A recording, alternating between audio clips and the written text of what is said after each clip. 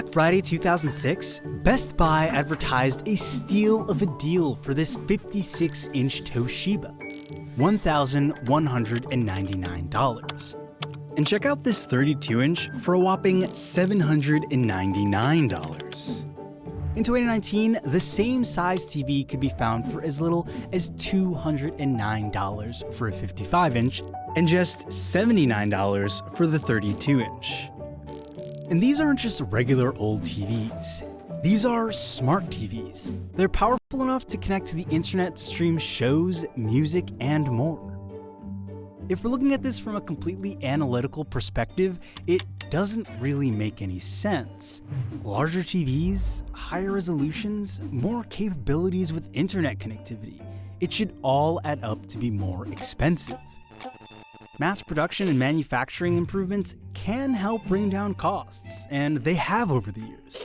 But this is a dramatic drop in price.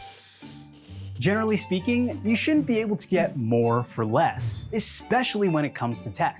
So how do TV manufacturers manage to drop the cost of their units so substantially and still make a profit? Third world labor. Well, it's simple. They figured out another revenue stream. TVs have always been kind of expensive. Take this Westinghouse, the first color TV ever sold starting in 1954. It had a 21-inch screen and cost $1,295. Adjusting for inflation, that same TV would cost over $12,000 if it came out in 2019. Holy fuck. This was, admittedly, a luxury product, and not at all affordable to the masses. But it didn't stay that way. By You remember buying one of those? Yeah, I bought it for your mom after I fucked her. Truck guy 43. Yeah, back in 1964 when I was fucking your mom. Sorry, your grandma, actually. I'm your fucking grandpa. I'm your step-grandfather. You're grounded. In 1964, color TVs were being sold for just $400. Or over $3,000 in 2019 bills. Still a luxury product, but a slightly more affordable one. Part of the reason for that price chop is that once manufacturers figured it out, TVs were relatively easy to make. Consumers really only care that they look good and sound decent, so branding, colors, all that stuff didn't matter too much. This also meant that competition was much stiffer, and that helps drive prices down. This trajectory paints a picture that holds up for most TVs throughout history.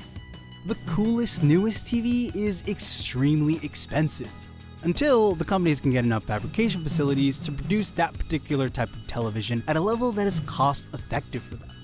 Then, they drop the prices down just enough to get the masses on board, while still maintaining a high enough profit margin to make it valuable for them. This is the way things were for a long time, but it didn't stay that way. In 2007, the New York Times ran an article that suggested that manufacturers make approximately 20% profit margins on each individual TV. Besides Costco, because they had a generous return policy which ended up cutting their margins in half. But in 2019, those profit margins have dropped down to just 6%, according to the chief technical officer at Vizio. 6% is minuscule. It's the kind of profit that would be unsustainable in keeping a business alive if that's all you were making. But at a certain point, manufacturers realized that isn't all they needed to be making. They didn't need to get you to spend a lot of money on the TV, they just needed to figure out how to make money once you already had a TV. And if TVs were affordable enough that everyone could get one, then they'd be able to maintain a long-term business. After all, people usually keep their TV for 6.8 years. And so it's better to have a steady stream of revenue than a one-time hit every 6.8 years. Enter smart TVs, the turning point of the industry. For consumers, smart TVs are the most convenient way to go when purchasing a TV. 70% of Americans have one or more streaming services.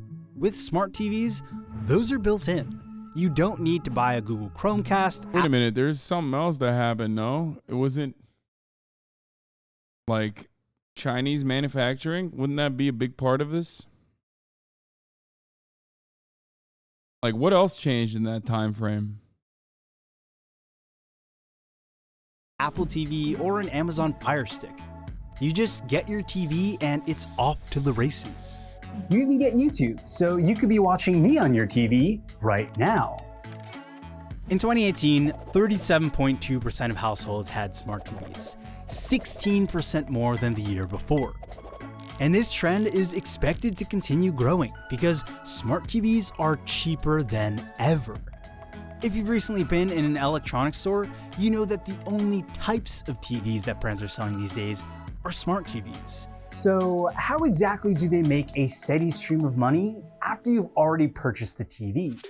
Well, there are a few ways, but quite simply, they track everything you do. While you're watching the TV is also watching you. Whether that's launching an app, watching cable or a streaming service, or even a DVD, the TV knows. It uses automatic content recognition to figure out what you're watching, no matter what you're watching. This is why you can't be watching porn on there, dog. It reports that data back to the TV manufacturer and to some third-party companies. One study by Northeastern University and Imperial College in London found that almost all TVs sent data to Amazon, Facebook, and Google's ad services. It also found that every TV sends data to Netflix, even if you don't install or even activate the app. TV manufacturers have suggested that they use this collected data to suggest other shows you might like based on what you watch. However, the less bragged about use case is utilizing it to better target ads to you, which they do all the time. To be fair, these manufacturers now explain that some collection I'm a nut harder with this knowledge. Oh my God, dude. That is like, now that I know some fucking marketing executives know what kind of porn I'm into, oh my God, it's gonna be the unholy nut. Is occurring when you enable these options in your settings. They've also come forward to say that your data remains anonymous and that it is possible to turn off or opt out of these trackers. It just requires staying vigilant when setting up your TV and not just okaying through every step of the process. But even with all that, this is why OLEDs are more expensive in monitors than TVs. Why? Because OLEDs and monitors obviously would be insane if they spied on you. So they don't have the spying capabilities built into the OLEDs and the monitors. is it really that anonymous? I mean, you're signing into Netflix, and your IP address can vaguely give away where you are in the world. So it'd be pretty easy to narrow down who you are if that was something someone really wanted to do. Every day, companies take strides to become more privacy sensitive and forward-facing when it comes to the data they're collecting on you. But the only way to take real steps to maintain your privacy is to not connect to the internet and use your smart TV as a dumb TV. But as mentioned earlier, this is just one way smart TVs can be sold cheaply. In an interview with The Verge, Vizio's CTO claims that data collection for ad purposes isn't the crux of their business model. They could sell TVs that don't have any trackers and it wouldn't cripple their business. They've diversified their revenue streams.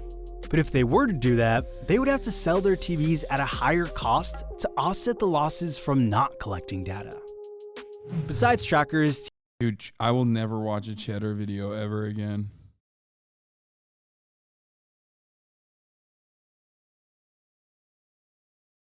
It's so bad.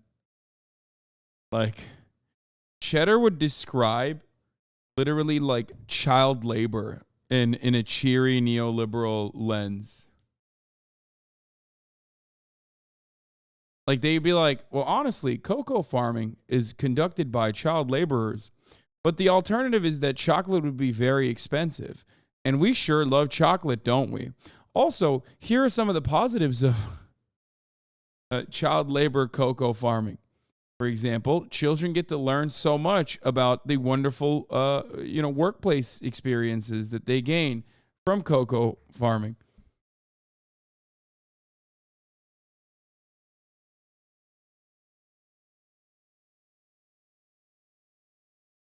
TV manufacturers can continue to earn dollars after the TV is sold by running their own ads. That could be on the splash page when you turn on the TV before switching to your streaming service or cable. Or it could be during one of the many free movies or shows they offer. Partnering with media companies also seems to be a fruitful route. Many smart TVs come preloaded with a set of channels that can be watched for free once the device is connected to the internet. These channels can just say, do you get cheddar ads when you're when you're filling up your car? No. I have an electric vehicle.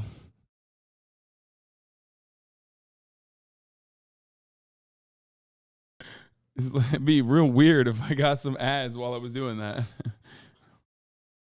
Contain high-value ads because of their ease of use. But when I do load up my Toyota Camry still, it's always local TV.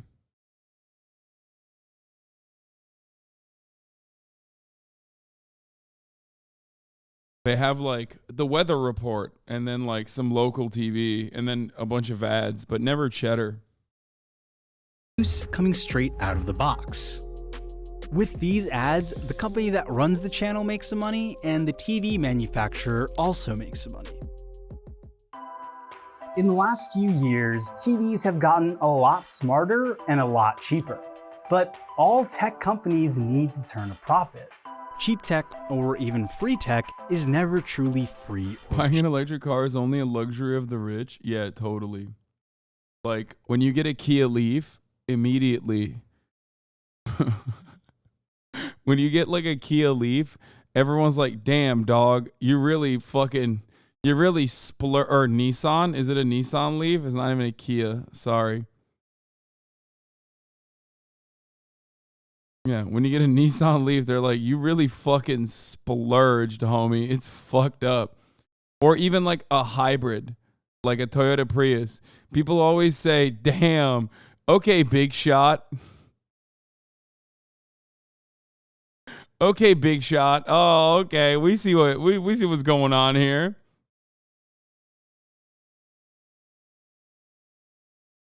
Cheap. It's just that the transaction that's taking place isn't always a monetary one for you. Data is the new currency. With that, the responsibilities that we take on as consumers have become greater. And like our TVs, we have to become smarter. Look at this big wig with this Chevy Volt. Wow. Big baller brand over here. Big baller alert. Watch out. Big baller coming in with a Chevy Volt.